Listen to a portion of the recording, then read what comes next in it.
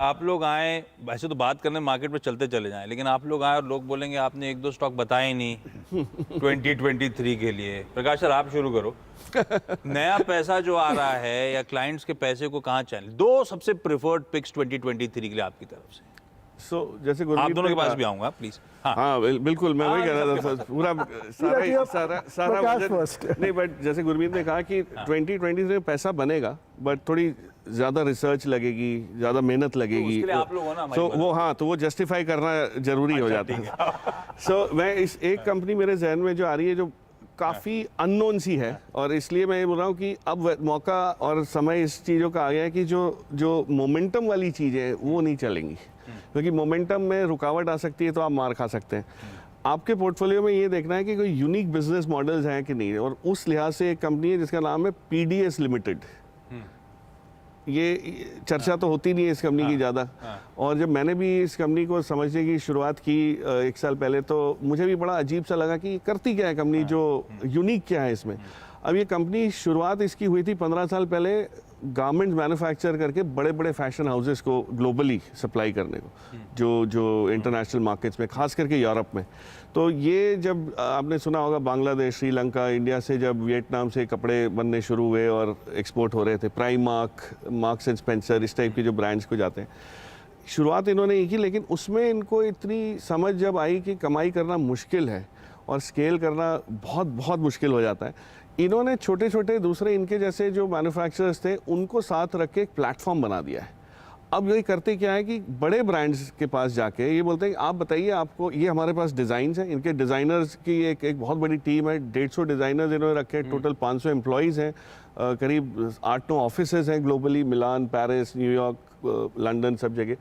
अब ये जाते हैं बड़े फैशन हाउसेज में, अपने डिज़ाइंस अप्रूव करवाते हैं, और वो चीज़ फिर कहीं से भी मोस्ट कॉस्ट इफेक्टिव वे में, डिपेंडेबल वे में कहाँ से बना सकते हैं।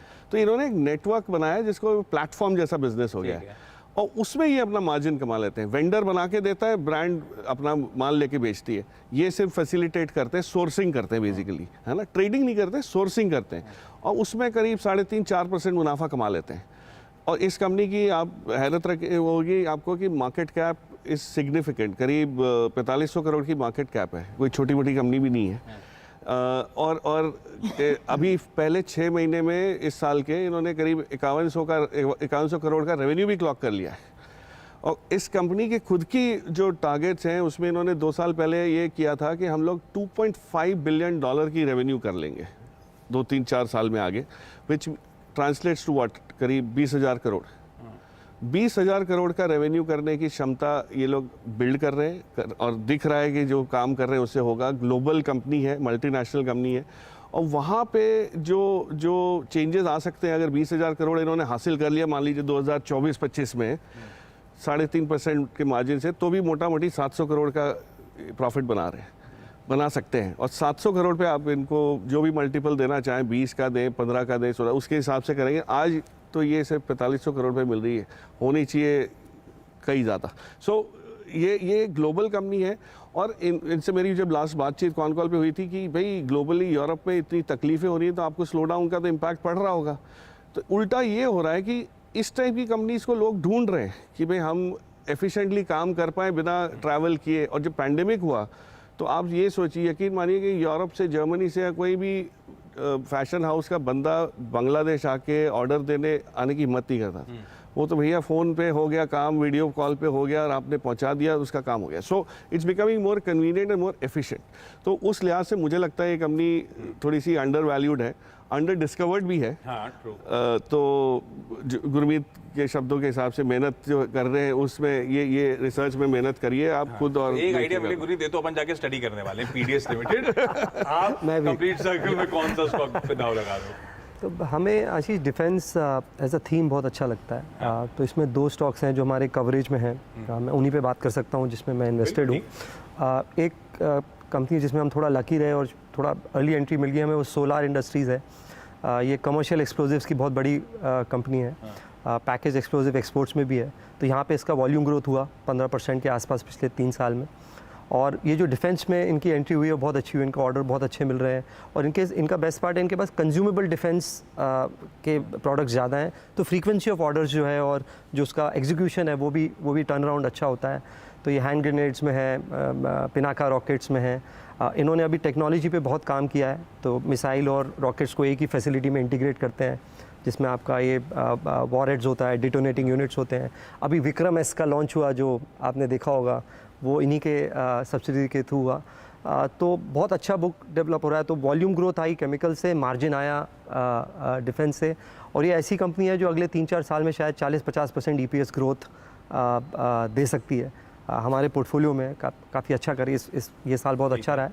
और इसी में हमें HAL भी अच्छा लगता है क्योंकि HAL के साथ क्या है कि ये पहली डिफेंस कंपनी है जिसका मार्जिन बढ़ा है, 20-22% EBITDA मार्जिन से करीबन अब 25-26% पे आ गए हैं। और इनका जो रिपेयर और ओवरऑल डिवीज़न है, क्योंकि आपके ऑर्डर बुक बढ़ रहे हैं तो जो रिपेयर ओवरऑल और स्पेयर्स होता है उसका भी रेवेन्यू बढ़ता है, वहाँ पे इनका 35% मार्जिन है। नई फैसिलिटीज़ आ रही हैं एयरक्राफ्ट्स और हेलीकॉप्टर्स की। आपने अपने पीछे देखा होगा कि छोटी कंट्रीज से हमें डिफेंस के ऑर्डर्स आना शुरू हुए हैं, जैसे आर्मेनिया और बाकी जगह, और गवर्नमेंट का टारगेट है $25 बिलियन का डिफेंस एक्सपोर्ट्स का 2025 का, तो पॉलिसी सपोर्ट है। तो हमें ये थीम जो मैन्युफैक्चरिंग में डिफेंस की थीम है उसमें ये 2 स्टॉक्स हमारी कवरेज में। दीपन सर आपके रडार पे? देखिए, I am always been very bullish on technology, और जो डिजिटाइजेशन जो हो रही है इंडिया में globally, I think that's a very powerful investment theme. और I have been very positive on platform companies, profitable platform companies. I am not talking of Zomato और Paytm और नाइका, बट ऐसी 4-5 अन्य कंपनीज है जो काफ़ी प्रॉफिटेबल है। और first platform company which was very successful in India was InfoEdge. But after InfoEdge, we had the choice, like we have RateGain Technologies, we have Tanla Solutions, we have Root Mobile, IndiaMart, Affle India. So these are companies जो की speciality क्या रहती है, they have created the platform, और जैसे जैसे users आते हैं, as they get more and more customers, the revenues start to shoot up but the expenses do not go up, तो operating leverage benefit मिलता है। No doubt they are trading expensive because उनकी जो return on investment है वो बहुत ज़्यादा रहती है। So in this entire group, there are 2 companies which we are very positive on. Usual disclosure we and our clients are invested in. First is Root Mobile.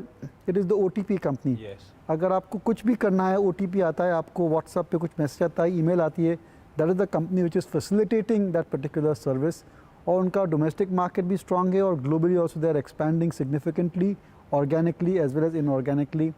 Stock is trading about 34-35 times. पर management ने they have increase their guidance to 60% growth rate for this year, और मेरे हिसाब से 20-25% की growth अगले 3-4 साल is certainly possible in Route Mobile, and there is scope for earnings to be much higher than what street is expecting, और price to earnings multiple भी improve हो सकती है। तो ये पहली कंपनी हो गई रूट मोबाइल। दूसरी कंपनी है एफल इंडिया। तो अगर आप फ़ोन पे कुछ भी सर्च कर रहे हैं, कोई भी ऐप में है, तो आपको एक पॉपअप आता है about any advertising which is coming on the mobile or on your browser. तो ये जो कंपनी है that facilitates for the advertiser that जो पैसा खर्चती है, they get the maximum benefit of that in terms of positioning their advertisement for the right consumer. उनका पूरा in-house technology है, उनकी पूरी वहाँ पर study है, they have got a huge database also in place, and the way advertising industry is going, it is going to go more and more digital. जिसकी वजह से एफल इंडिया की जैसी कंपनियों की सर्विसेज और भी डिमांड में रहनी चाहिए। They have a huge market when it comes to regional advertising, means regional languages में, which they have not even scratch the surface. They have a global opportunity also to expand internationally, which they are pursuing organically and inorganically. केवल एक risk factor है कि आज की तारीख में जो पर्सनल डेटा है, that is becoming more and more a controversial issue, and whether it is Google or whether it is Apple, they are trying to make sure that आपकी जो personal data है, personal preferences है, जो cookies है, they are not going to grow as freely into the public domain as it was going just now. So that is a slight risk factor. और हर con call में हम management को यही पूछते हैं, but they are giving satisfactory answer and they are working around it. So I think that given the kind of potential which is there in digital advertising, I think this company's future is very good. Beautiful. ये कुछ बढ़िया सी well researched stocks आपके लिए, पढ़िए इनके बारे में। 2023 में शायद बेहतरीन कमाई के मौके ये स्टॉक्स देते हुए नजर आए। अच्छा, जहां से शो को शुरू करा था वहीं से खत्म करने का मन। मैंने एक टीजर छोड़ा था कि 7 साल हो गए, पॉजिटिव रिटर्न्स थे, क्या 2023 8वां साल होगा? दीपन सर, हाँ या नहीं? बिल्कुल होगा। प्रकाश सर, बिल्कुल 8वां साल पॉजिटिव रिटर्न्स का? कोई ऐसी तो कोई वो है नहीं, रूल तो है नहीं कि सिर्फ 7 साल ना, ये कुछ होता नहीं, है। कोई- तो 8 साल हो गए और 12% का कैगर है, तो सिर्फ 12% अगर आ गया तो वो मेंटेन होगा ना।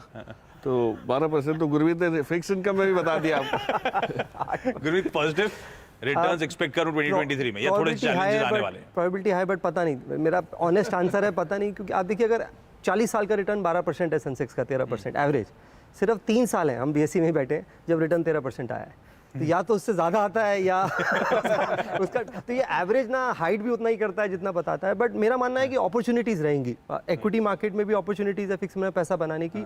इंडेक्स का क्या लेवल, और मुझे आशीष जी आज तक ये समझ में नहीं आया कि ये लोग 21,060 होगा, 18,930 होगा, ये कैसे निकाला जाता है। मुझे नहीं लगता कोई भी ऐसा फॉर्मूला है या मॉडल है जो निफ्टी का लेवल प्रेडिक्ट कर, अगर पता होता तो शायद मैं टॉप 10 में होता फॉर्च्यून 500 के, अगर ये पता लग जाए कि निफ्टी कहाँ होगा सारा। वीरू स्कूटी में बैठे हुए गुस्सा कर रहे होंगे इस बात पे। एक और जाते जाते सवाल भाई, 2023 क्या बॉलीवुड मूवीज कुछ करके दिखाएंगी या हमें साउथ इंडियन सिनेमा और हॉलीवुड पे डिपेंडेंट रहना होगा? तो जैसा मैंने बोला, आज ही कंटेंट किंग है, इक्विटी में रिसर्च किंग है। आप अच्छा कंटेंट करेंगे तो बिल्कुल मूवीज़ भी चलेगी, हमने देखा है। और अगर कंटेंट अच्छा नहीं होगा तो फिर परेशानी है। ये भाई तब तक पॉपकॉर्न तो है ही बेचने के लिए ना, तो मूवी नहीं चले कैसे भी बनाओ, पॉपकॉर्न तो बिकता है ना। नहीं, और सीरियस नोट, बढ़िया क्वेश्चंस रहेंगे, क्वेश्चंस करने वाले शायद रहेंगे, लेकिन Indian economy has come a long distance. हमारे ग्रोथ बेस्ट इन क्लास है, हमारे इन्फ्लेशन, हमारे फिस्कल डेफिसिट के नंबर्स वेल अंडर चेक हैं, और मेरे ख्याल से जिस तरह के टैक्स रिफॉर्म्स हमने करे हैं, वो टैक्स इनफ्लोज, पैसा हर साल, हर ईयर, हर मंथ हम आता हुआ देख रहे हैं, तो हम काफ़ी स्वीट स्पॉट में। और किसी ब्रोकरेज ने सही कहा है, आने वाले समय में ग्लोबल इकोनॉमी का ग्रोथ इंजन भारत होगा। तो निवेश करिए और निवेशित रहिए। नमस्कार।